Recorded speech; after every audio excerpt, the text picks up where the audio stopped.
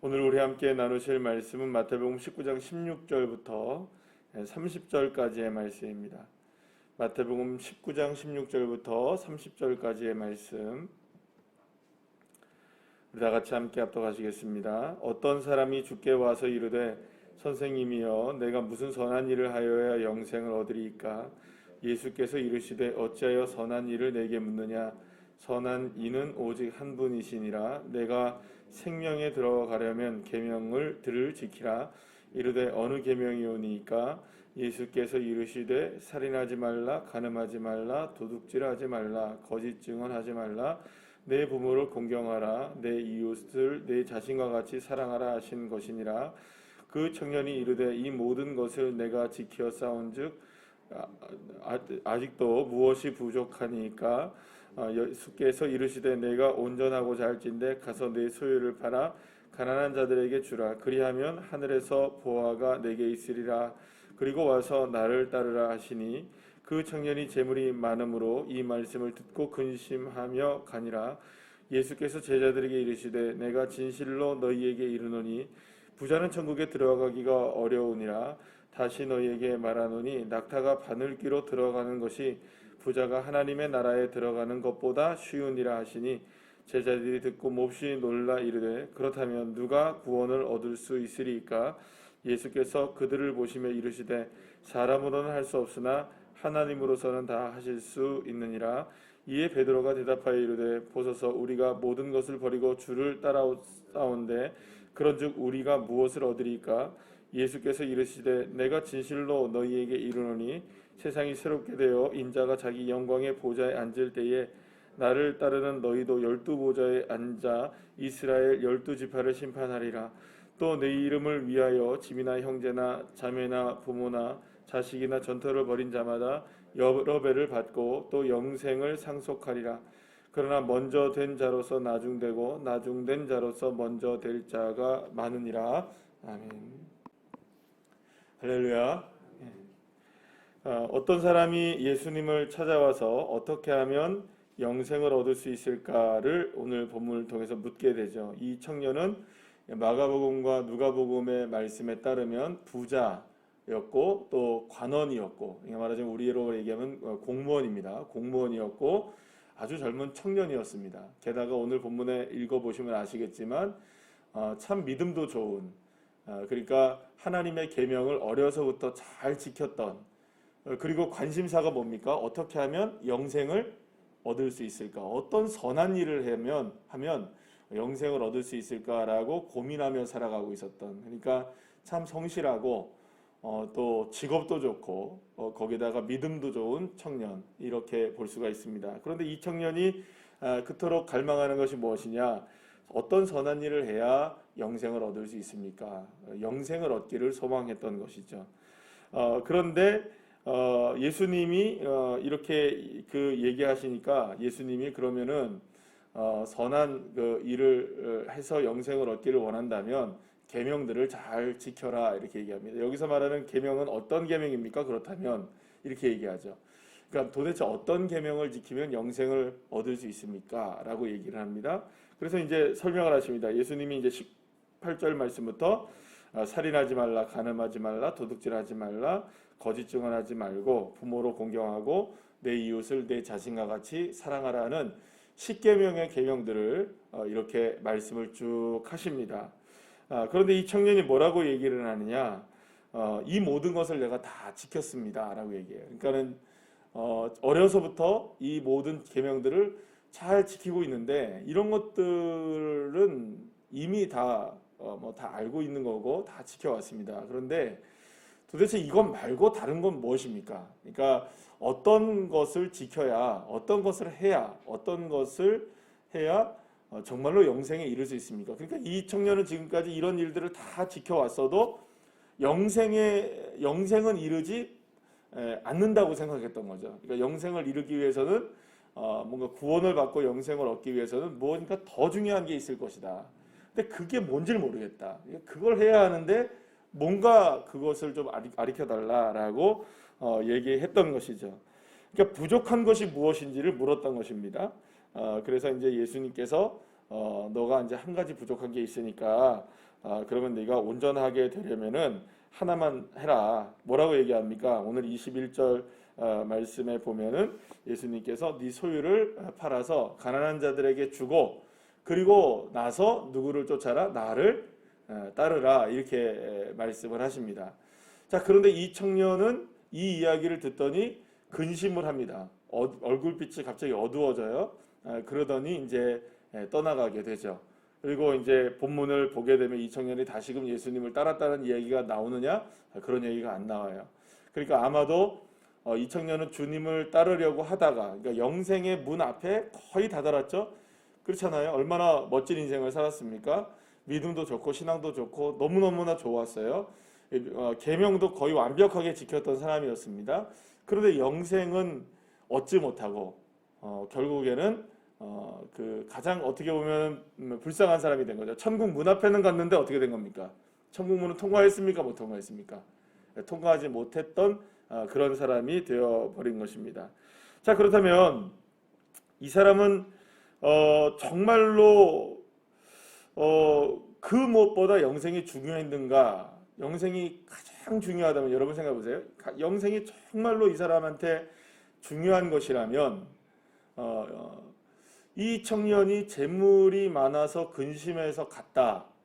그러면 여러분 재물과 영생, 영생과 재물 중에 그래도 이 청년에게는 더 중요한 게 무엇이었을까요?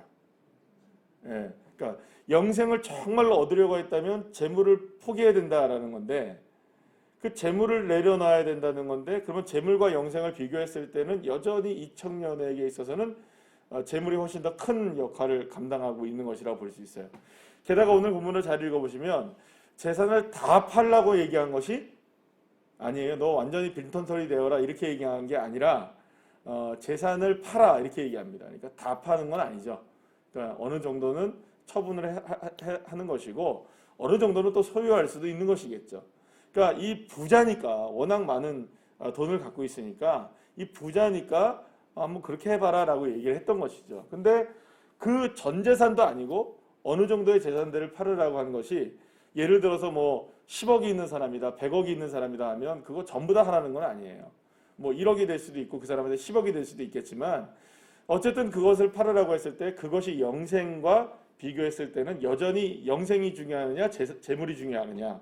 그럼 재물이 중요한 거예요. 그러면 이 친구의 가장 중요한 어떻게 하면 영생을 얻으리까라는 것은 이 친구에게는 결국에는 가장 중요한 이슈가 아니었던 거죠. 가장 중요한 건 영생이 아니라 여전히 무엇에 머물러 있는 겁니까? 재물에 돈에 머물러 있었던 겁니다. 그리고 또 한 가지 개념이 뭐냐면 이 친구는 지금 뭔가를 해서 얻으려는 거예요. 그죠? 뭔가를 더 해서 이제 그 영생을 얻을 수 있는 게 뭐냐. 내가 지금까지 많은 것들을 했습니다. 그러니까 자신이 생각할 때는 10가지 정도는 해야 10가지라면 좀 너무 작게 보이니까 한 100가지 정도는 해야 영생을 얻는데 100이라는 숫자를 완전히 채워야 영생을 얻는데 자기가 노력을 해서는 99까지는 채웠다는 거예요. 근데 그 하나를 뭔지를 모르겠다는 거예요. 그러니까 뭔가를 하면은 영생을 얻을 것 같은데 뭔가를 하면 영생을 얻을 것 같은데 그러면 그게 해야 되는 게 뭐냐라고 얘기를 했었던 거죠. 그런데 예수님은 뭐라고 하시냐? 버려야 된다는 거죠. 그 개념이 다르죠. 예수님은 지금 네가 가진 것을 버려야 된다. 그리고 버리고 나서 무엇을 쫓아야 된다?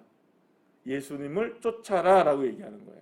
그러니까 버리지 않고는 따를 수가 없는 거죠. 그러니까 지금까지 100가지를 다 했어도 사실 이 말입니다. 이게 지금 이 말은 무슨 말이냐면 지금까지 99가지 99가지를 다 열심히 지켰어도 그거 다 빼고 하나만 하면 된다는 거예요. 그죠? 그거 다 생각하지 말고 딱 하나만 해라. 다른 거는 다 내려놓고 하나만 하면 된다. 누구를 따르라? 예수를 따르라는 거예요. 그러니까 99가지가 지금 무엇과 똑같다는 겁니까? 한 가지와 똑같은 거예요. 그러니까 똑같다고 말하면 안 되겠죠. 99가지를 해도 채워지지 않지만 하나만 하면 채워질 수 있는 거예요. 그러니까 하나가 100인 거예요. 그죠? 이해가 되십니까? 이 친구는 99가지를 했는데 뭔가 하나를 더 해야지 되는데 그러면 100이 채워진다고 생각했던 거예요. 하나를 더함으로 100이 채워진다고 생각했는데 예수님이 말씀하시는 거는 99가지를 네가 지금 앞으로 해야 될 한 가지가 더 중요하다. 다른 건 다 버려도 너에게 지금 가장 중요하다고 생각하는, 영생을 얻는데 가장 중요하다고 생각하는 그것이 바로 나를 따르는 것이다. 그렇게 해야만 뭘 할 수 있다? 구원을 받을 수 있고 영생을 얻을 수 있다라고 예수님이 말씀하시는 것이죠. 그러니까 이 청년은 지금 인생을 완성하는 한 가지에만 딱 하면 된다고 생각했는데 예수님은 전체를 다 지금까지 있는 모든 걸 다 버려야 된다. 여기서 재물이라는 것은 그런 의미를 갖고 있는 겁니다. 그러니까 단순하게 여러분 여기서 만약에 이 친구가 그 자신의 재산을 팔고 예수님을 따랐을 때 재산만 판 걸로 만족했다면 그건 또 될까요, 안 될까요? 그걸 얘기하는 건 아니라는 거예요. 그러니까 결국에는 지금까지 자신이 다 했다라고 생각하는 그 모든 것들이 딱 한 가지여야 한다는 거죠. 누구를 따르는 일? 예수 그리스도를 따르는 일이어야만 영생을 얻을 수 있다. 그래서 예수님이 그런 얘기를 하니까 청년이 재물이 많아서 근심해서 그냥 가버립니다. 그래서 예수님이 그 뒷모습을 보시면서 씁쓸하게 무슨 얘기를 하느냐? 내가 한 가지 이제 제자들에게 얘기해 줍니다. 천국에는 부자가 들어가기가 어렵다라고 얘기를 해요. 천국에 부자가 들어가기가 정말 어렵다. 근데 한 가지 비유를 하자면 이렇다는 겁니다. 낙타가 바늘귀에는 들어갈 수 있어도 천국에 누구는 못 들어간다? 부자는 들어가기 어렵다. 여러분 낙타가 바늘귀에 들어갈 수 있습니까? 없습니까? 그것 자체가 불가능하잖아요. 그러면 부자가 천국에 못 들어간다는 말은 이런 말입니다. 부자는 그러면 돈 우리가 모으지 않으면 돈이 있으면 천국에 못 들어가는구나. 이 이야기 하는 게 아니죠. 그러니까 낙타가 여러분들 만약에 낙타가 굉장히 어려운 얘기인데 낙타가 바늘귀에 들어갈 수 있는 방법은 뭘까요, 여러분? 낙타가 바늘귀에 들어갈 수 있는 방법이 뭘까요? 이 말은 요즘에 예전에 나왔던 것 중에 냉장고 안에 코끼리를 어떻게 집어넣을까 뭐 이런 얘기죠. 그런데 낙타가 바늘귀에 들어갈 수 있는 방법은 낙타보다 작아지면 되죠. 바늘귀보다 낙타가 작아지면 되죠. 그럼 방법은 뭘까요? 낙타가 없어지면 되죠. 낙타가 사라지면 되죠. 그러니까 이 말은 어떤 의미를 갖고 있느냐? 영생이라는 것을 통과하기 위해 영생이라는 문에 들어가고 구원이라는 문을 통과하기 위해서는 자신의 존재가 없어져야 된다는 겁니다. 결국엔. 그러면 자신의 존재가 없어진다는 말은 무슨 말이냐? 이게 이제 신약 성경으로 넘어와서는 어떤 의미냐? 나는 죽고 누가 사는 겁니까? 예수로 사는 거죠. 그래서 예수님이 누구를 따르라는 겁니까? 나를 따르라. 나를 버리고, 그러니까 자신을 버리고 누구를 따라라. 예수님을 따라라는 거예요. 그러니까 지금까지의 자신의 자아를 가지고는 결코 영생에 들어갈 수가 없다. 하나님의 나라에 들어갈 수가 없다. 왜냐? 이 문제가 이제 중요한 거죠. 이 친구는 지금 정말로 영생보다는 뭐가 더 중요했던 겁니까? 재물이 중요했는데 재물이 중요한 것이 아니죠. 누가 중요한 거예요? 내가 중요한 거죠. 내가 갖고 있었던, 내가 지금까지 이루었던, 내가 했던 모든 것들을 버릴 수가 없는 거예요. 그러니까 영생이라고 하는 것을 얻기 위해서는 나를 버려야 되는데 나를 못 버리는 겁니다. 나를 버릴 수 없으니 영생에 들어갈 수가 없는 거겠죠? 그러니까 아무리 적은 것을 갖고 있든지 많은 것을 갖고 있는데 중요한 건 뭐냐면 가지고 있는 한은 못 들어가는 거예요. 가지고 있는 한은 낙타라는 존재를 가지고는 못 들어가는 거예요. 부자라는 존재를 가지고는 못 들어가는 거예요. 나로서는 들어갈 수가 없는 거예요. 근데 누구를 통해서는 들어갈 수 있느냐? 예수를 통해서는 들어갈 수 있다는 거예요. 그럼 예수를 통과하려면 예수를 통해서 들어가고 예수님을 따라서 통과하려면 어떤 나라를 살아가야 합니까? 이 세상 나라의 기준으로 살아가야 됩니까? 하나님 나라의 기준으로 살아가야 될까요? 그렇죠. 하나님 나라의 기준으로 살아가야 되는데 하나님 나라에 들어가려니 하나님 나라에 들어가서 영생을 얻으려고 하니 이제는 우리에게 그렇다면 뭐가 우리에게 이렇게 나를 버리기가 힘든 게 만드는 것일까? 물질도 버리지 못하고 이것도 버리지 못하고 저것도 버리지 못하고 자녀도 버리지 못하고 내 직업도 버리지 못하고 건강도 버리지 못하고 이렇게 내려놓지 못하는 게 뭘까? 결국엔 내 자아인데 그럼 내 자아 중에 나를 가장 걸리게 만드는 게 뭘까? 그게 바로 우리가 하나님 나라와 하나가 되지 못하게 하는 딱 하나, 그게 마지막에 탁 걸려 넘어가는 겁니다. 그러니까 말하자면 이거죠. 실이 있어도 아무리 작은 실로 만들어져도 실에 매듭이 묶여 있는 한 바늘길을 통과합니까? 못 통과합니까? 통과할 수가 없어요. 그럼 어떻게 됩니까? 매듭을 풀어야 되죠. 그 묶여진 매듭을 풀어야만 그 바늘길을 통과할 수가 있잖아요. 그 매듭 지어진 인생이 뭘까요? 결국 우리의 인생을 왜 이렇게 우리가 이런 인생이 되었을까요? 왜 우리가 이렇게 욕심 가지고 살아가게 되었을까요? 왜 우리가 이렇게 아웅다웅하면서 싸우며 살아가게 되었을까요? 왜 이렇게 뭔가를 부족하게 느끼고 살아갈까요? 왜 우리가 이렇게 아프게 살아갈까요? 이게 다 어디서부터 시작된 문제일까요? 인간이 하나님을 떠났기 때문에 이루어진 일입니다. 이걸 우리가 보통 뭐라고 얘기하느냐? 한 글자로 죄라고 얘기하는 거예요. 이 죄의 문제가 풀리지 않는 한, 하나님을 떠났던 우리의 인생의 문제가 풀리지 않는 한, 그 어떤 것을 해도 풀리지 않는 거예요. 마지막 한 가지에 다 풀었다고 생각하지만 마지막에 딱 걸리는 게 있는 거예요. 그 매듭을 풀어야 되는 거예요.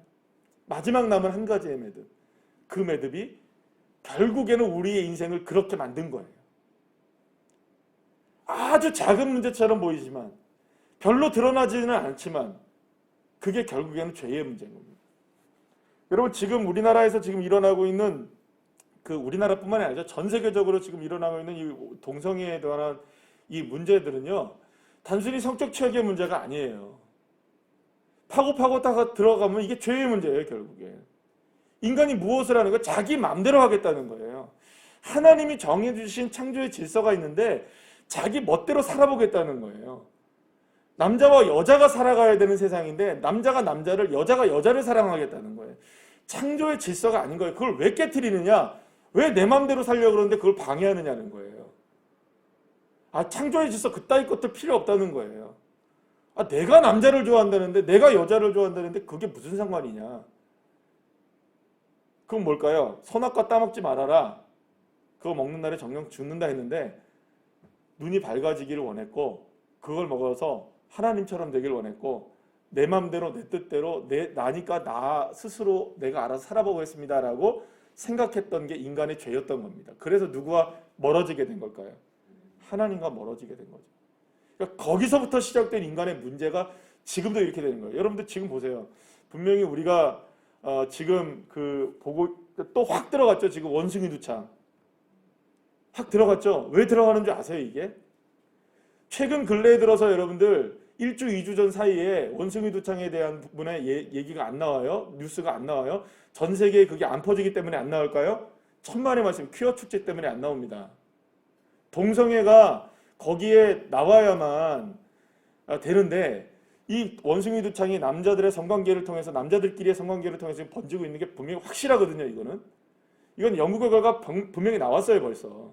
근데 예방 방법이 뭔지, 뭐 때문에 일어나는지 안 가르쳐줘요. 우리 코로나 때문에 얼마나 그 얘기 많이 했었습니까? 코로나 왜 걸리느냐, 어떻게 하면 막을 수 있느냐, 우리 마스크 쓰자 얘기했잖아요.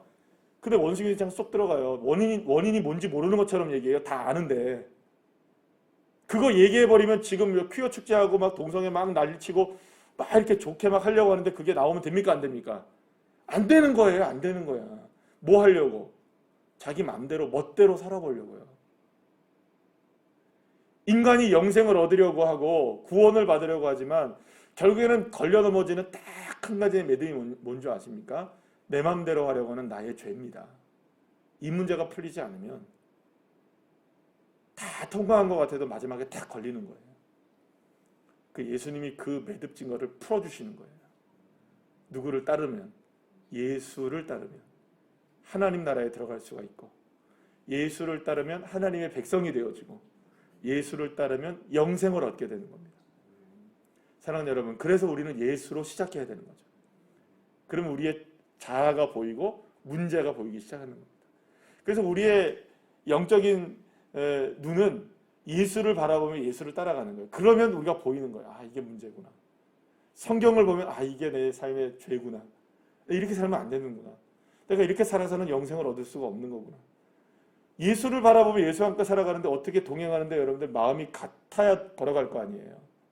근데 마음이 같지 않으니까 자꾸 문제를 내가 이렇게 세우면 이게 안 되는 거죠. 그래서 이 청년이 지금 예수를 떠나간 겁니다. 결국에는 자아의 문제, 이 죄의 문제를 이 친구는 해결하지 못하는 거죠. 사랑하는 여러분, 예수로부터 시작하시기를 축복합니다. 그러면 우리 인생이 보입니다. 죄가 보이고 하나님을 떠났던 내가 보이고, 그래야 우리가 영생에 들어가는 거죠. 사랑하는 여러분, 그렇게 하나님의 나라를 예수 그리스도를 통해서 누리게 되는 믿음의 자녀들 한 분 한 분들 다 되시기를 간절히 축복합니다. 기도하시겠습니다.